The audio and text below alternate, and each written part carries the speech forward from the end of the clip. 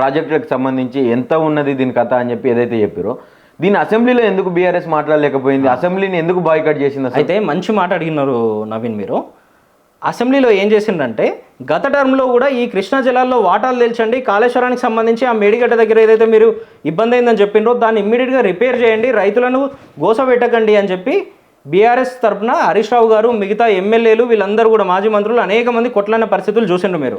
దానికి సంబంధించి పూర్తి స్థాయిలో చర్చ చేయాలని చెప్పిన పరిస్థితిలో రేవంత్ రెడ్డి గారు ముఖ్యమంత్రి హోదాలో లీడర్ ఆఫ్ ది హౌస్ హోదాలో మాట్లాడిన తర్వాత, నీళ్ల శాఖ మంత్రి ఉత్తమ్ కుమార్ రెడ్డి మాట్లాడిన తర్వాత హరీష్ రావు గారు మాట్లాడుతూ ఉంటే దానికి మనం ఆన్సర్ చెప్పాలి కదా, మనం ప్రశ్నించాలి కదా. వాళ్ళను ప్రశ్నిస్తూ ఉంటే ఏం చేస్తారు తెలుసా, హరీష్ రావు గారికి 1 అవర్ టైం అని చెప్పి ఆ 1 అవర్లో 30 నిమిషాలు కూడా మాట్లాడక ముందే 36 సార్లు మైక్ కట్ అవుతుంది. లెక్క పెట్టి చెప్తున్నా నేను, 36 సార్లు మైక్ కట్ అవుతుంది హరీష్ రావు గారిది. అంటే మీరు నిజాలేందో బయట ప్రపంచానికి తెలియకుండా దాచిపెట్టాలనే ప్రయత్నం చేస్తూ ఉంటారు.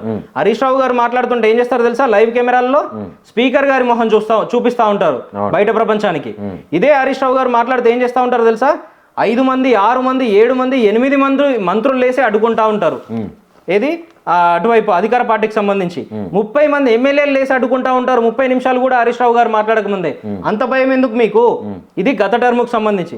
ఈ టర్ముకు సంబంధించి బీఆర్ఎస్ తరఫున చాలా స్పష్టంగా బీఏసీ సమావేశంలో చెప్పినాము, కనీసంగా 15 నుంచి 20 రోజులు అసెంబ్లీ నడపండి, పూర్తి స్థాయిలో గోదావరి బేసిన్కు సంబంధించి 2 రోజులు, కృష్ణా బేసిన్కి సంబంధించి 2 రోజులు చర్చ పెట్టండి, మాకు కూడా మాట్లాడే అవకాశం ఇవ్వండి అని చెప్పినాము. చెప్పిన తర్వాత ఏమైంది నవీన్, వీళ్ళు ఏం చెప్పిండంటే మేము ప్రజెంటేషన్ ఇస్తాము అని చెప్పిండ్రు, పూర్తి స్థాయిలో వీటికి సంబంధించి పీపీటీ ఇస్తాము, దానికి పర్మిషన్ కావాలి అని చెప్పి ఇదే కాంగ్రెస్ పార్టీ నాయకులంతా స్పీకర్ గారిని అడిగిండ్రు. స్పీకర్ ఏం చేస్తారంటే ఇమ్మీడియట్ గా పర్మిషన్ ఇస్తారు. ఇప్పుడు నువ్వు మాది తప్పు, బీఆర్ఎస్ తప్పు అని చూపించే విధంగా ఏదైతే వాళ్ళని పర్మిషన్ ఇవ్వాలని అడిగినరో వారు ఇమ్మీడియట్ గా పర్మిషన్ ఇచ్చినప్పుడు వారు ఎత్తి చూపుతున్న ప్రతి దానికి నిజాలేంది, మేము చేసిన పనులేంది చూపే విధంగా మాకు కూడా పర్మిషన్ ఇవ్వాలి కదా. వాళ్ళకేమో పర్మిషన్లు ఇస్తారు, మాకేమో ఇవ్వరు. ఇవ్వలేదు స్పష్టంగా చెప్పిండ్రు. అయితే కొంచెం వెనక్కి పోయి చూస్తే గతంలో కేసీఆర్ గారు అసెంబ్లీలో పవర్ పాయింట్ ప్రజెంటేషన్ ఇచ్చారు, గుర్తుందా మీకు? కేసీఆర్ గారు ముఖ్యమంత్రి హోదాలో ఉన్నప్పుడు మొత్తం తెలంగాణకి ఏం జరిగింది, అసలు తెలంగాణలో నీళ్ళు ఎన్ని ఉన్నాయి, ఎక్కడెక్కడ ఏ చెక్ డ్యామ్ ఉంది అని కూడా గంటల తరబడి అసెంబ్లీలో నిలబడి ప్రజెంటేషన్ ఇచ్చిండ్రు. ఆ రోజు ఇదే కాంగ్రెస్ పార్టీ ఎమ్మెల్యేలు ఏం చేసిండ్రో తెలుసా, ఇదే ఉత్తమ్ కుమార్ రెడ్డి ఎమ్మెల్యేగా ఉన్నాడు, ఇదే బట్టి విక్రమార్క ఎమ్మెల్యేగా ఉన్నాడు, ఇదే సీతక్క ఎమ్మెల్యేగా ఉన్నారు. వీళ్ళంతా ఏం చేస్తారు తెలుసా, ఆ రోజు ఉన్నటువంటి అసెంబ్లీ స్పీకర్ కు లెటర్ ఇచ్చిండ్రు, అసెంబ్లీలో ఎలక్ట్రానిక్ డివైజెస్ వాడి పవర్ పాయింట్ ప్రజెంటేషన్లు ఇవ్వడము అనేది చట్ట విరుద్ధము. వీళ్ళు ఇచ్చినటువంటి లెటర్ దీంట్లో స్పష్టంగా వీళ్ళందరి సంతకాలు ఉన్నాయి. బీఆర్ఎస్ అధికారంలో ఉండి కేసీఆర్ గారు పవర్ పాయింట్ ప్రజెంటేషన్ ఇస్తే ఉత్తమ్ కుమార్ రెడ్డి గారు ప్రిపేర్ అయ్యి రాలే అని చెప్తాడు చూడు ఒక వీడియో, ఒక సెషన్ కి సంబంధించి. ఆ సెషన్ లో వాళ్ళే సంతకాలు పెట్టి స్పీకర్ గారిని కోరుతారు, ఇది చట్ట విరుద్ధము, పవర్ పాయింట్ ప్రజెంటేషన్ కి అనుమతి ఇవ్వకూడదు అని. నువ్వెట్లా ఇచ్చినావు మరి ఇప్పుడు అనుమతి? నువ్వెట్లా పవర్ పాయింట్ ప్రజెంటేషన్ ఇస్తా ఉన్నావు? అంటే మీరు చేస్తే ఒకటి, పక్కనున్న వాళ్ళు చేస్తే ఇంకొకటి. ఆ రోజు కేసీఆర్ గారు ఏం చెప్పిండ్రో తెలుసా, మీరు కూడా పవర్ పాయింట్ ప్రజెంటేషన్ ఇస్తామంటే నేను ఏర్పాట్లు చేస్తాను, నువ్వు కూడా ఈ పవర్ పాయింట్ ప్రజెంటేషన్ అని చెప్పిండు. చెప్తే ఇదే ఉత్తమ్ కుమార్ రెడ్డి ఏం చేసిండు, ఆనాడు పిసిసి అధ్యక్షుడు ఉండే, ఇంకా ఆయన మేము ప్రిపేర్ అయ్యి రాలే అని చెప్పిండు. నువ్వు ప్రిపేర్ అయ్యి రాలే, నీకు అసలు నీళ్ళు ఎక్కడ ఉన్నాయి తెలియదు, నువ్వు ఏం చేయాలనో తెలియదు, ఇంతకుముందు మీ ప్రభుత్వంలో ఏ రకంగా ఇబ్బందులు పెట్టిరో తెలియదు. ఎంతసేపు ఆంధ్ర ప్రాంతానికి సంబంధించిన నాయకులు ఉమ్మడి రాష్ట్రంలో ఉన్నప్పుడు మంత్రి పదవులు, ఎమ్మెల్యే సీట్లు, ఎమ్మెల్యే బీఫామ్లు ఇస్తాము అంటే ఆ పదవుల కోసం పెదవులు మూసుకొని మాత్రమే కూర్చున్నారు వీళ్ళు. అందుకే వీళ్ళు ప్రిపేర్ అయ్యి రారు. ఎందుకు అంటే వీళ్ళకి సబ్జెక్టు తెలియదు కాబట్టి.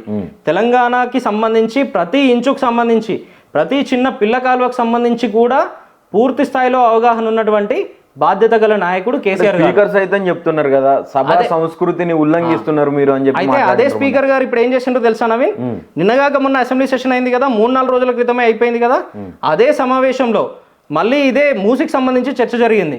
చర్చ జరుగుతూ ఉంటే రేవంత్ రెడ్డి గారు మాట్లాడినరు, లీడర్ ఆఫ్ ది హౌస్ హోదాలో అంటే ముఖ్యమంత్రి హోదాలో, మిగతా ఒకరిద్దరు మంత్రులు మాట్లాడినరు. ప్రధాన ప్రతిపక్షంగా బీఆర్ఎస్కి ఇవ్వాల్సినటువంటి అవకాశాన్ని ఎంఐఎంకి ఇచ్చిండ్రు, తర్వాత బీజేపీకి ఇచ్చిండ్రు. అప్పటికైనా మాకు అవకాశం ఇవ్వమని కోరితే అప్పుడు అవకాశం ఇచ్చిండ్రు. ఇచ్చి ఏం చేస్తారు తెలుసా, 0 అవర్లో. అప్పుడు కూడా ఏం చేస్తారు తెలుసా, హరీష్ రావు గారు మాట్లాడతారు. హరీష్ రావు గారిని కేసీఆర్ గారు ఏం చేసిండంటే శాసనసభకు సంబంధించి డిప్యూటీ ఫ్లోర్ లీడర్ గా అనౌన్స్ చేసిండ్రు. అంటే అక్కడ ఉన్నటువంటి ఎమ్మెల్యేలందరికీ నాయకుడు డిప్యూటీ లీడర్ హరీష్ రావు గారు. వారు చెప్పిన విధంగా ఎవరికి ఎంతసేపు మైక్ ఇవ్వాలి మా పార్టీకి సంబంధించి అనేది వారు నిర్ణయం తీసుకోవచ్చు. దాంట్లో భాగంగా హరీష్ రావు గారు నేను మాట్లాడతా దీనికి సంబంధించి అని చెప్పిండ్రు. హరీష్ రావు గారికి మైక్ ఇవ్వరు. స్పీకర్ గారు ఏమంటారు, సబితా ఇంద్రారెడ్డి గారు మీరు మాట్లాడండి అంటారు. వారు లేసి హరీష్ రావు గారు అడుగుతా ఉన్నారు, వారికి మైక్ ఇవ్వండి అని చెప్తారు. ఇయ్యకుండా ఇదే సబితా ఇంద్రారెడ్డి గారు తన ప్రసంగం మొదలు పెడుతూ మూసి అనగానే మైక్ కట్ చేస్తారు. సరే అయిపోయింది, వారి మైక్ కట్ చేసిండ్రు. రెండో సారి ఏం చేసిండ్రు, సునీత లక్ష్మారెడ్డి గారికి ఇచ్చిండ్రు బీఆర్ఎస్ తరఫున. వారు కూడా అదే చెప్పిండ్రు, హరీష్ రావు గారికి మైక్ ఇవ్వండి వారు మాట్లాడతారు అని. లేదు లేదు మీకు అవకాశం ఇచ్చినప్పుడు మీరు మాట్లాడండి అన్నారు. మాట్లాడమన్నప్పుడు మూసి అనగానే వారి మైక్ కూడా కట్ చేస్తారు సునీత లక్ష్మారెడ్డి గారిది. తర్వాత తలసాని గారికి ఇచ్చిండ్రు, సేమ్ స్టోరీ రిపీట్ అవుతుంది, మూసి అనగానే కట్ చేస్తారు. ఇవన్నీ కాదని చెప్పి మీరు మైక్ ఇస్తారా ఇవ్వరా అని బీఆర్ఎస్ ఎమ్మెల్యేలందరూ అక్కడ గట్టిగా స్పీకర్ గారిని అడిగితే హరీష్ రావు గారికి అప్పుడు అవకాశం ఇస్తారు.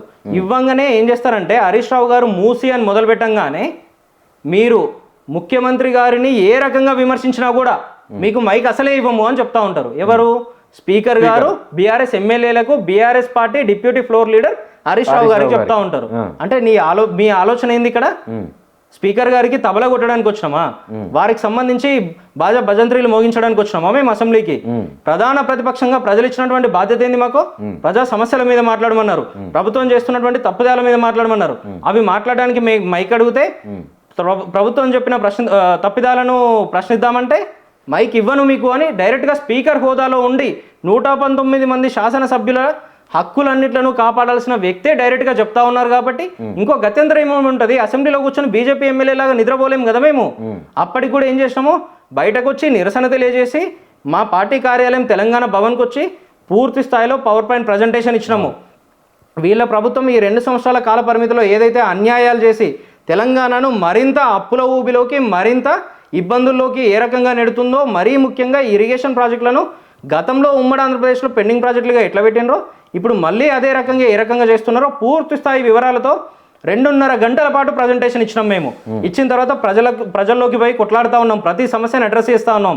అది మా చిత్తశుద్ధి. మీరేం చేస్తా ఉన్నారు, మమ్మల్ని ప్రశ్నిస్తారు అంటే మైకే ఇవ్వము అని చెప్తా ఉన్నారు. అసెంబ్లీలో కూర్చొని ఏం చేయమంటారు? విమర్శించొద్దు కదా, మీరు ప్రశ్నించొచ్చు కానీ విమర్శించొద్దు అనేది ఆయన పాయింట్ ఆఫ్ వ్యూ. ప్రశ్నించడం విమర్శించడం రెండు అదే కదా నవీన్. రాష్ట్రంలో ఉన్నటువంటి సమస్యలను గతంలో అనేక మంది ఇదే తెలుగుదేశంకి సంబంధించి కానీ మన తెలంగాణ రాష్ట్ర విభజన తర్వాత మొదటి అసెంబ్లీకి సంబంధించి 2014 నుండి 18 వరకు ఇదే కాంగ్రెస్ పార్టీకి సంబంధించి సిపిఐ సిపిఎంకు సంబంధించి వీళ్ళందరూ కేసీఆర్ గారిని అనేక రకాలుగా అసెంబ్లీలో విమర్శించారు కదా. జానారెడ్డి గారు సిఎల్పి నాయకుడిగా ఉండి అనేక సార్లు విమర్శించారు కదా. మరి ఆనాడు ఉన్నటువంటి విమర్శలు ఈనాడు మీరు ఎందుకు ఎదుర్కోలేకపోతా ఉన్నారు? పక్క రాష్ట్ర అసెంబ్లీలో కూడా విమర్శిస్తూ ఉంటారు కదా. మీరు తప్పులు చేస్తే మీరు తప్పు చేయలేదు అని ప్రూవ్ చేయండి, అక్కడ డాక్యుమెంట్ పబ్లిక్ డొమైన్లో పెట్టండి. ఇదే నిండు సభలో యావత్ తెలంగాణ సమాజాన్ని మోసం చేసే విధంగా రేవంత్ రెడ్డి ఏం చెప్తారు తెలుసా? ఈ ముఖ్యమంత్రి హోదాలో కూర్చొని ఇదే అసెంబ్లీలో రాయలసీమ లిఫ్ట్ ఇరిగేషన్ ప్రాజెక్టుకు సంబంధించి నేను ముఖ్యమంత్రి అయిన తర్వాత చంద్రబాబు గారిని కలిసి వారి చెవిలో చెప్పిన నేను ఈ ప్రాజెక్ట్ ఆపండి లేకపోతే తెలంగాణకి ఇబ్బంది అవుతుందని అట్లా చెప్పడం వల్ల వారు రాయలసీమ లిఫ్ట్ ఇరిగేషన్ ప్రాజెక్టును ఆపేసిండ్రు, నా మాట విని నా మీద గౌరవంతో అని చెప్పిండు. నిండు అసెంబ్లీలో నిన్నగాక మొన్న చెప్పి యావత్ తెలంగాణ సమాజాన్ని మోసం చేసిండు. దాంట్లో జరిగిన నిజమేందంటే ఆనాడు బీఆర్ఎస్ పార్టీకి సంబంధించి రెండో గవర్నమెంట్ అంటే 2018 డిసెంబర్లో మేము రెండోసారి గెలిచిన తర్వాత 2023 డిసెంబర్లో దిగిపోయేంత వరకు మా రెండో గవర్నమెంట్కు సంబంధించి 2020లో కరోనా సమయంలో ఆంధ్రప్రదేశ్లో ముఖ్యమంత్రిగా వైఎస్ జగన్మోహన్ రెడ్డి గారు ఉండి ఇదే రాయలసీమ ప్రాజెక్టు పనులను ముందుకు తీసుకుపోవాలని ఆలోచన చేస్తూ ఉంటే అనేక లేఖలు కేంద్రానికి రాసినాము. ఇక న్యాయం జరుగుతలేదు, కేంద్రం కూడా దీని మీద మాట్లాడుతున్నటువంటి పరిస్థితులు లేవని చెప్పి ఆనాడు సిడబ్ల్యూసితో పాటు ఎన్జిటీలో కేసులు వేసినాం మేము. కేసులు వేసి ఆ ప్రాజెక్టును ఆపే విధంగా ఇదే కేంద్రానికి సంబంధించి జలశక్తి శాఖ మంత్రి గజేంద్ర సింగ్ షెకావత్ గారు ఆంధ్రప్రదేశ్ ప్రభుత్వానికి లేఖ రాసిండ్రు, ఈ ప్రాజెక్టును మీరు తక్షణమే ఆపేయాలని. అది ఆపడానికి కారణం మేమైతే ఎన్జిటీలో కేసులు వేస్తే ఈయన వచ్చి ఈరోజు క్రెడిట్ తీసుకోవాలని చూస్తూ ఉన్నారు. వెంటనే ఏమైంది, వారి చెంప చెల్లు అనిపించే విధంగా వారి బాస్ ఎవరైతే ఉన్నారో ఆ బాస్ పార్టీకి సంబంధించి తెలుగుదేశం పార్టీకి సంబంధించిన నాయకులే ఆనాడు మంత్రివర్గంలో ఉన్నవాళ్ళు ఈనాడు మంత్రివర్గంలో ఉన్నవాళ్ళు బయటకు వచ్చి లేదు లేదు ఇది రేవంత్ రెడ్డి చెప్తే మేము ఆపలేదు, మాకన్నా ముందున్న ప్రభుత్వమే రాయలసీమ లిఫ్ట్ ఇరిగేషన్ ప్రాజెక్ట్ను ఆపేసింది, ఆనాడు ఉన్నటువంటి కేసీఆర్ ప్రభుత్వం ఎన్జిటీలో కేసు వేసి స్టే కోరడం వల్ల అని చెప్పిండ్రు. ఇప్పటికైనా అర్థమైందా? కొంచెమన్నా ఏమన్నా ఉండాలి కదా, ఇంగితం ఉండాలి కదా. నువ్వు నిండు శాసనసభలో తెలంగాణ సమాజం మొత్తం చూస్తున్నటువంటి అసెంబ్లీ సెషన్లో ముఖ్యమంత్రి హోదాలో పాలమూరు బిడ్డగా నిలబడి కృష్ణా నీళ్ళకు సంబంధించి చర్చ జరుగుతూ ఉంటే యావత్ తెలంగాణ సమాజాన్ని అబద్ధాలు చెప్పి మభ్యపెట్టిండు. ఈ మభ్యపెట్టిన దానికి అమరవీరుల స్తూపం దగ్గరికి వచ్చి రేవంత్ రెడ్డి గారితో పాటు వారి పూర్తి శాసనసభ్యులు, పూర్తి మంత్రివర్గం ముక్కు నేలకు రాసి క్షమాపణ కోరాల్సిన అవసరం ఉంది ఈరోజు.